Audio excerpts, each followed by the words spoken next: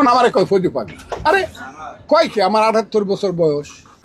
পাগলনের লগে বয়সের কোনো সম্পর্ক নাই। ৭৮ বছর কি ৮ বছরে মানুষ পাগল হয়, জন্ম থেকেও পাগল হয়, কেউ কেউ একের মরবির আগে পাগল হয়। আর আপনার বয়সে লেগেছেন, এটাকে বলাবেন পাগল বলে, এভাবে ফজু পাগলা বলা ঠিক হয় না।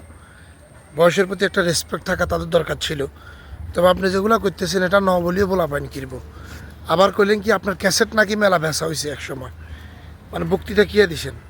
লাখ লাখ টাকার ক্যাসেট বিক্রি হয়েছে দোকানে দোকানে ফজলুর রহমানের বক্তৃতা। এই তার ক্যাসেট নাকি প্রচুর বেচা হয়েছে।